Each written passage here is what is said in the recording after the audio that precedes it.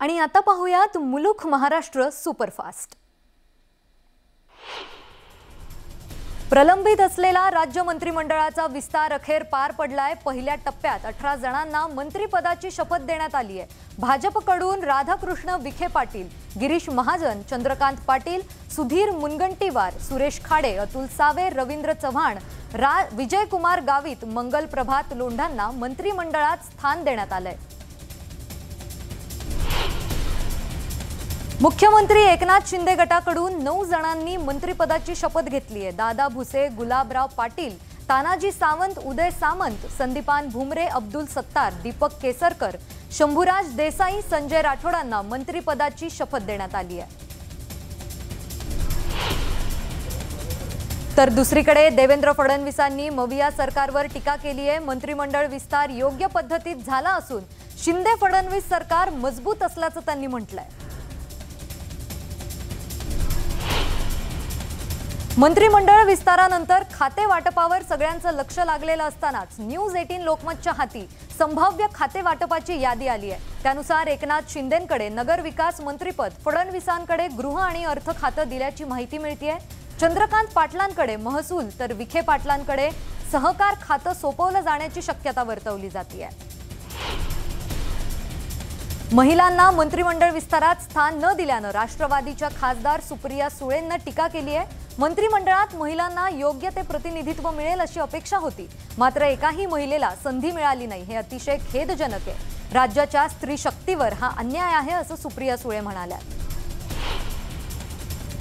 अखेर 39 दिवसानंतर शिंदे सरकारचा मंत्रिमंडळ विस्तार झालाय। एकूण 18 मंत्र्यांनी शपथ घेतली आहे, पण या मिनी मंत्रिमंडळामध्ये एकाही महिलेला स्थान देण्यात आलेलं नाही। त्यामुळे विरोधकांनी शिंदे सरकारवर नाराजी व्यक्त करत टीकास्त्र सोडलंय। संजय राठोड यांना शिंदे सरकारच्या मंत्रिमंडळात स्थान दिल्यानंतर किशोरी पेडणेकर आणि चित्रा वाघ आक्रमक झाल्यात। शिवसेना नेत्या किशोरी पेडणेकरांनी भाजप आणि संजय राठोड यांच्यावर टीकास्त्र डागलंय, तर चित्रा वाघ यांनीही संजय राठोड यांना मंत्रिमंडळात स्थान दिल्यामुळे सडकून टीका केली आहे। भाजपच्या प्रदेश उपाध्यक्षा चित्रा वाघ यांनी संजय राठोडांवर पुन्हा एकदा जोरदार टीका केली आहे। पूजा चव्हाणांच्या मृत्यूला कारणीभूत असणाऱ्या संजय राठोडांना पुन्हा मंत्रिपद दिलं जाणं ही दुर्दैवी आहे। संजय राठोड जरी पुन्हा मंत्री झाले असले तरीही त्यांच्या विरुद्धचा माझा लढा मी सुरूच ठेवलेला आहे। माझा न्याय देवतेवर विश्वास आहे, लढेंगे जीतेंगे असं ट्विट चित्रा वाघ यांनी केलंय। महाविकास आघाडी सरकारमध्ये असताना संजय राठोडांना पोलिसांनी क्लीन चिट दिली होती, त्यामुळे राठोडांना मंत्रिमंडळात स्थान देण्यात आलंय। लोकशाहीत प्रत्येकाला आपल्या भावना व्यक्त करण्याचा अधिकार आहे। कोणाचं काय म्हणणं असेल तर ते ऐकून घेतलं जाईल असं एकनाथ शिंदे म्हणाले। शिंदे सरकारच्या पहिल्या मंत्रिमंडळ विस्तारावर अजित पवारांनीही नाराजी व्यक्त केली आहे। काही नावं टाळली असती तर बरं झालं असतं असं पवार म्हणाले। मंत्रिपदाची शपथ घेतल्यानंतर डोंबिवलीत रवींद्र चव्हाण यांचं जोरदार स्वागत करण्यात आलंय। घारडा सर्कल ते फडके रोड पर्यंत रवींद्र चव्हाण यांची पावसात मिरवणूक काढण्यात आली आहे। यावेळी जल्लोष करण्यात आलाय। उदय सामंत यांनी कॅबिनेट मंत्रिपदाची शपथ घेतली आहे। यानंतर सामंतांच्या मतदारसंघात जल्लोष करण्यात आलाय। सामंतांच्या कार्यकर्त्यांनी फटाके वाजवून आणि पेढे वाटून आनंद साजरा केला। यावेळी उदय सामंतांच्या समर्थनार्थ कार्यकर्त्यांनी घोषणाबाजी केली। माजी मंत्री तथा आमदार गिरीश महाजन यांचा आज मुंबईत शपथविधी झाला। यावेळी जळगाव जिल्ह्यातील त्यांच्या कार्यालयात मोठ्या स्क्रीनवर न्यूज 18 लोकमतच्या माध्यमातून सर्व मंत्र्यांचा शपथविधी पाहण्यात आला। यावेळी भाजप पदाधिकाऱ्यांच्या उपस्थितीत फटाके फोडून ढोल ताशांच्या गजरात आनंद उत्सव व पेढे वाटप करून आनंद उत्सव साजरा करण्यात आला। तानाजी सावंत यांनी मंत्रिपदाची शपथ घेतल्यानंतर बीडमध्ये जल्लोष साजरा करण्यात आलाय।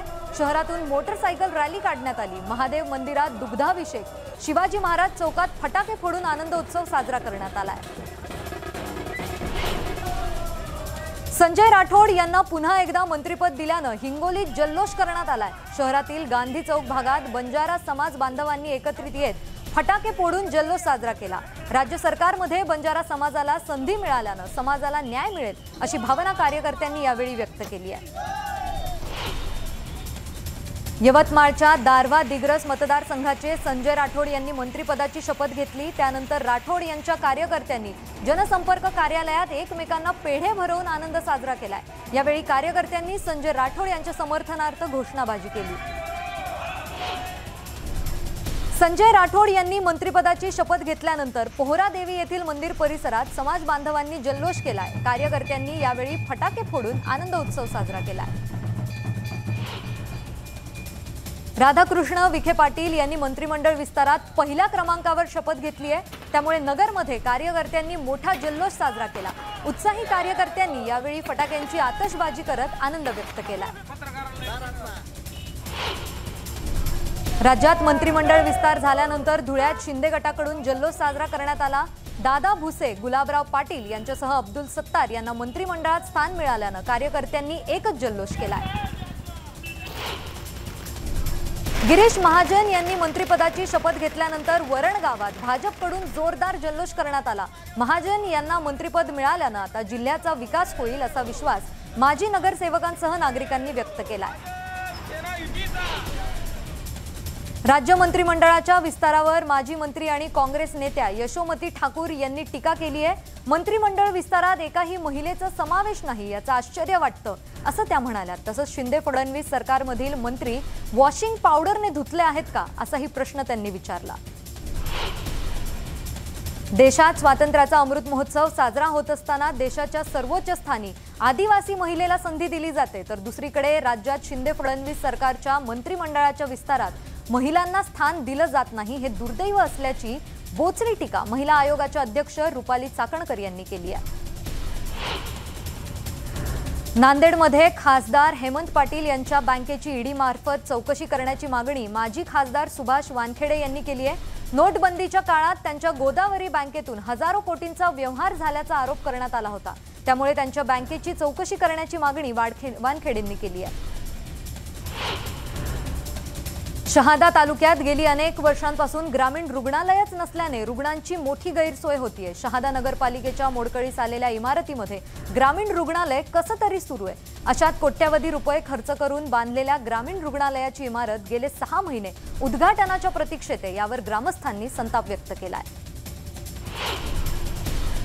बुलडाण्यातील सामान्य रुग्णालयातील कोरोना वॉर्डमध्ये कोरोना संशयित रुग्णाचा मृत्यू झालाय। नगर भागातील 70 वर्षीय वृद्धाला कोरोनाची लक्षणं दिसत असल्यानं त्यांना रुग्णालयात नेण्यात आलं होतं। मात्र उपचारादरम्यान त्यांचा मृत्यू झाल्यानं एकच खळबळ उडाली असून रुग्णालय प्रशासन सतर्क झालंय।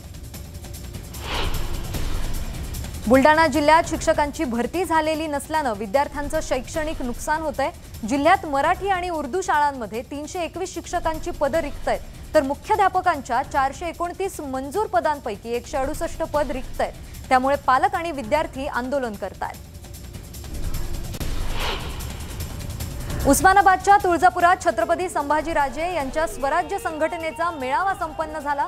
विस्थापितांच्या न्यायासाठी स्वराज्य संघटना आहे, आम्हाला डिवचल्यास भविष्यात राजकीय पक्ष निर्माण करू अशी घोषणा छत्रपती संभाजीराजे यांनी केली। यावेळी तुळजापूर शहरात रॅली काढत शक्ती प्रदर्शन करण्यात आलं। बीडच्या माजलगाव तालुक्यातील राजेवाडी इथला जुना बंधारा मोडकळीस आला। या संदर्भात वारंवार निवेदन देऊनही बंधाऱ्याचा प्रश्न सुटलेला नाहीये। त्यामुळे बंधारा लवकरात लवकर दुरुस्त करा, अन्यथा उग्र आंदोलन केलं जाईल असा इशारा गावकऱ्यांनी दिलाय। मावळ कोथुर्डी इथल्या एका 7 वर्षीय मुलीवर लैंगिक अत्याचार करून हत्या करण्यात आली होती। या धक्कादायक घटनेप्रकरणी आरोपी तेजस दवळीला अटक करण्यात आली आहे। मात्र आरोपीला फाशीची शिक्षा देण्याच्या मागणीसाठी पिंपरीतील नागरिक रस्त्यावर उतरले होते। मुंबई अहमदाबाद महामार्गावरील चारोटी उड्डाणपुलावर बसचा अपघात झाला। उभ्या असलेल्या ट्रकला खासगी बसनं जोरदार धडक दिली। यात बस चालक गंभीर जखमी झालाय, तर बसमधील इतर 5 ते 6 जण किरकोळ जखमी झाली आहेत। जखमींवर कासा उपजिल्हा रुग्णालयात उपचार सुरू आहेत। बीडच्या केज तालुक्यातील रस्त्यांची मोठी दुरावस्था झाली आहे। हे खराब रस्ते तात्काळ दुरुस्त करण्याच्या मागणीसाठी स्वाभिमानी शेतकरी संघटनेच्या वतीनं तब्बल 1 तास रास्ता रोको करण्यात आला। पुढील 15 दिवस रस्ते दुरुस्ती करा, अन्यथा अधिक तीव्र आंदोलनाचा इशारा यावेळी आंदोलकांनी दिलाय। अकोल्यातील बाळापूरमधील मन नदीपात्रात सकाळच्या सुमारास एका 73 वर्षीय महिलेचा मृतदेह नागरिकांना आढळून आला। यावेळी बचाव पथकाच्या मदतीने या वृद्ध महिलेचा मृतदेह बाहेर काढण्यात आला। या प्रकरणी आता पोलिसांकडून अधिक तपास सुरू आहे। अकोला रेल्वे स्थानकाजवळ एका मालगाडीला आग लागल्याची घटना घडली आहे। सुदैवाने वेळीच हा प्रकार लक्षात आल्याने आगीवर तात्काळ नियंत्रण मिळवण्यात यश आले। यामुळे मोठा अनर्थ टळलाय। नांदेडच्या ईसापूर धरणातून मोठ्या प्रमाणात पाण्याचा विसर्ग सुरू आहे। यामुळे जिल्ह्यातून वाहणारी पैनगंगा नदी दुथडी भरून वाहतीये। आणखी पाऊस वाढल्यास पैनगंगा नदीला पूर येण्याची शक्यता आहे। त्यामुळे नदीकाठच्या गावांना सतर्कतेचा इशारा देण्यात आला आहे। नांदेड जिल्ह्यात पूर आणि अतिवृष्टीमुळे मोठं नुकसान झालंय। नेत्यांचे पाहणी दौरे झाले पण शेतकऱ्यांना अजूनही मदत मिळाली नाही। जिल्ह्यात ओला दुष्काळ जाहीर करून शेतकऱ्यांना मदत देण्याच्या मागणीसाठी शिवसेना जिल्हाभर आंदोलन करणार असल्याचा निर्णय बैठकीत घेण्यात आलाय। वर्धा जिल्ह्यात रात्रभर झालेल्या पावसामुळे जिल्ह्यातील निम्न वर्धा प्रकल्पाचे 31 दरवाजे उघडण्यात आले। त्यामुळे आसपासच्या भागातील नदी नाले दुथडी भरून वाहत आहेत। दरम्यान पावसामुळे आसपासच्या गावांना पुराच्या पाण्याने वेढल्याने ग्रामस्थांना सुरक्षित स्थळी हलवण्यात आले। अकोल्यातील गांधीग्राम येथील पूर्णा नदीला पूर आल्याने ब्रिटिशकालीन पुलावरून पाणी वाहत असल्याचं समोर आलंय। त्यामुळे यंदा दुसऱ्यांदा हैदराबाद आणि मध्य प्रदेशला जोडणारा अकोला अकोट मार्ग बंद करण्यात आलाय। त्यामुळे अनेक गावांचा संपर्कही तुटला असून नदीकाठच्या गावांना सतर्कतेचा इशारा देण्यात आलाय। अक्कलकोट तालुक्यातील पितापूर गावात पूल नसल्याने चक्क पुराच्या पाण्यातून ग्रामस्थांनी अंत्ययात्रा काढली। नदीच्या पाण्यातून अंत्ययात्रा घेऊन जातानाची मनाला चटका लावणारी दृश्य कॅमेऱ्यात कैद झाली आहेत। नांदेड जिल्ह्यातील नायगाव तालुक्यात हरणाच्या कळपांनी शेतीचं नुकसान केलंय। खोटाळा, कांडाळा, मरवाळी, खंडगाव मधील शेतकरी या हरणांमुळे त्रस्त झालेत। वन विभागाने लवकरात लवकर हरणांचा बंदोबस्त करावा अशी मागणी शेतकऱ्यांनी केली आहे। यवतमाळ जिल्ह्याच्या मेजदा गावात ढगफुटीसारखा पाऊस झालाय। या पावसाने गावातील शेतकऱ्यांची शेकडो एकर जमीन पिकांसह खरडून गेली। त्यामुळे येणाऱ्या 10 वर्षात या शेतात पीक घेता येणार नाही अशी स्थिती निर्माण झाली आहे। गावाचे आणि शेतीचे सर्वेक्षण करावे आणि नुकसान भरपाई देण्यात यावी अशी मागणी गावकऱ्यांनी केली आहे। स्वातंत्र्याच्या अमृत महोत्सवानिमित्त हिंगोली शहरात शालेय विद्यार्थ्यांनी रॅली काढली। शहरातील विविध शाळेतील शालेय विद्यार्थी आणि विद्यार्थिनींना हातात तिरंगा ध्वज घेऊन या रॅलीमध्ये सहभाग घेतलाय। भारतीय स्वातंत्र्याला यंदा 75 वर्ष पूर्ण होत असल्याने चिखली भाजपच्या वतीने क्रांती दिनानिमित्त 75 मीटर लांब तिरंग्यासह प्रभात फेरीचं आयोजन करण्यात आलं होतं। हर घर तिरंगा अभियानासह या प्रभात फेरीचा शुभारंभ राजा टॉवर येथून आमदार श्वेता पाटील यांच्या हस्ते झाला। वाशिम शहरातील मी वाशिमकर ग्रुपच्या वतीने क्रांती दिनानिमित्त छत्रपती शिवाजी महाराज चौकात सामूहिक राष्ट्रगीत गायन सादर करण्यात आलं। या निमित्ताने स्वातंत्र्य लढ्यातील क्रांतीवीरांना अभिवादन करण्यात आलं। वर्धा प्रदेश काँग्रेसच्या वतीने 9 ते 15 ऑगस्ट या दरम्यान आझादी गौरव झेंडा महोत्सव साजरा करण्यात येत आहे। या निमित्ताने सेवाग्राम ते वर्धा पदयात्रा काढण्यात आली। यावेळी केंद्र सरकारच्या विरोधात घोषणाबाजी करत कार्यकर्त्यांनी निषेध केलाय। क्रांती दिनाच्या निमित्ताने अकोले तालुक्यात मोठा उत्साह पाहायला मिळाला। यावेळी राजूर शहरातून आदिवासी संस्कृतीचं दर्शन घडवणारी भव्य मिरवणूक काढण्यात आली। यात शेकडो आदिवासी बांधव सहभागी झाले होते। पोलिसांनी केलेल्या गोळीबारात 3 शेतकरी शहीद झाले होते। 11 वर्षांपूर्वी क्रांती दिनी त्यांनी आंदोलन केलं होतं। त्यांना श्रद्धांजली वाहण्यासाठी पवना नगर इथं नागरिकांनी पायी रॅली काढली। माजी राज्यमंत्री बाळा भेगडेही उपस्थित होते। क्रांती दिनानिमित्त संगमनेरमध्ये काँग्रेस नेते बाळासाहेब थोरात यांच्या उपस्थितीत आझादी गौरव पदयात्रा काढण्यात आली होती। स्वातंत्र्यानंतर गेल्या 70 वर्षात राज्यघटनेवर आधारित लोकशाही जोपासली गेली। मात्र आत्ताचं चित्र वेगळं असून राज्यघटना बदलली जाते की काय असा प्रश्न उपस्थित होत असल्याचं थोरात यांनी म्हटलंय। येवल्यात जागतिक आदिवासी दिन पारंपरिक पद्धतीने उत्साहात साजरा करण्यात आला। यावेळी शहरातून भव्य रॅली काढण्यात आली। यात मोठ्या संख्येने आदिवासी महिलांसोबत विद्यार्थिनी सहभागी झाल्या होत्या। यावेळी आदिवासी नृत्याने सगळ्यांचंच लक्ष वेधून घेतलं। नांदेडच्या विसरपवाडीत आदिवासी दिनाच्या निमित्तानं सांस्कृतिक दर्शन घडवणाऱ्या कलाकृतींचं सादरीकरण करण्यात आलं। तालुक्यात यावेळी पहिल्यांदाच इतक्या मोठ्या संख्येनं उत्सव साजरा करण्यात आला। यावेळी नागरिकांनी मोठी गर्दी केली होती। जळगावातील छत्रपती शिवाजी महाराज चौकातून राजगौंड आदिवासी समाजाच्या वतीनं जागतिक आदिवासी दिवस उत्साहात साजरा करण्यात आला। आज जळगावातील जीएस ग्राउंड इथे एकत्रित येत शहरातून भव्य मिरवणूक काढण्यात आली। मावळात पवना जलवाहिनीसाठी 9 ऑगस्ट 2011 ला गोळीबार झाला होता। त्यात 3 शेतकऱ्यांचा बळी गेला होता। आज त्या घटनेला 11 वर्ष झाली। या पवना बंदिस्त जलवाहिनीच्या आंदोलनामध्ये शहीद झालेल्या शेतकऱ्यांच्या स्मृतींना अभिवादन करण्यात आलं। शिवसेनेकडून त्यांना श्रद्धांजलीही अर्पण करण्यात आली। मुक्ताईनगर तालुक्यातील निमखेडीत नायब सुभेदार विपिन खर्चे यांच्यावर शासकीय इतमामात अंत्यसंस्कार करण्यात आले। सैन्य दलात सेवा बजावताना त्यांना वीर मरण आलं होतं। आज त्यांना अखेरचा निरोप देण्यासाठी हजारोंचा जनसागर लोटला होता। मराठी चित्रपट सृष्टीमधील प्रसिद्ध अभिनेते प्रदीप पटवर्धन यांचं सकाळी हृदयविकाराच्या तीव्र झटक्यानं निधन झालंय। 65व्या वर्षी त्यांनी राहत्या घरी अखेरचा श्वास घेतलाय। नाटक, मालिका आणि सिनेमा या सर्वच क्षेत्रात त्यांनी अभिनयाचा ठसा उमटवलाय।